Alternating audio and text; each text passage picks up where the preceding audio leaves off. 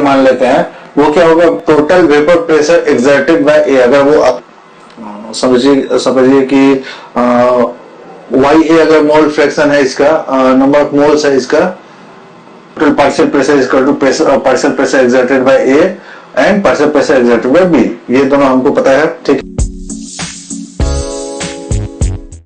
Hello बच्चों, हम लोगों ने देखा था पिछले क्लास में कि रॉल्स लॉ क्या होता है। तो रॉल्स लॉ क्या बोलता है कि partial pressure of any component is proportional to the mole fraction of that component in the liquid solution, ठीक है।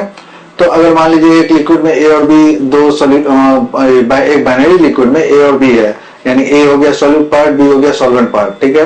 तो पीए जो होगा, P pressure exerted by vapour pressure exerted by A, PA मान लेते हैं, वो क्या होगा, total vapour pressure exerted by A. अगर वो अकेला रहता तो कितना करता, तो वो मान लो ये है पी डैश ए, तो इससे कम होगा पार्शियल प्रेशर, ठीक है। क्योंकि बाकी जो है पी उसमें पीबी का भी कंपोनेंट होगा, यानी सॉल्वेंट पार्ट का भी होगा।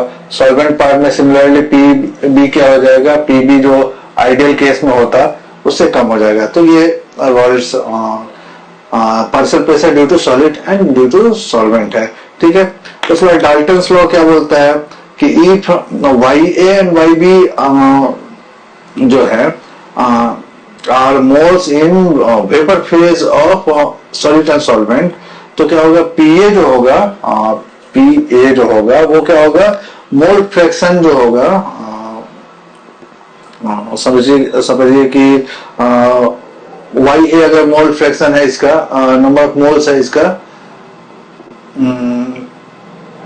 सॉलिड का, तो Y A into total vapour pressure, ठीक है।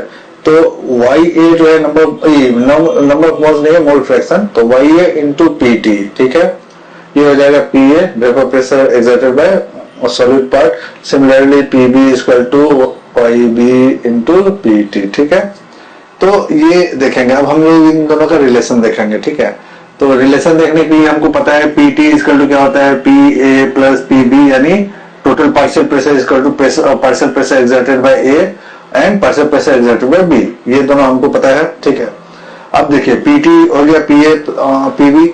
अब पी ए को हम रिप्लेस करते हैं इससे क्या बोलते हैं, अब हमको पता है कि पी ए जो है वो रॉल्स लॉ क्या बोलता है, मोल फ्रैक्शन ऑफ ए के प्रोपोर्शनल है, यानी proportional to mole fraction of A. तो पी ए क्या हो जाएगा आपका पी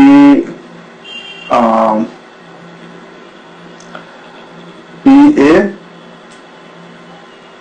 इंटू पी ए, ठीक है। और पी बी क्या हो जाएगा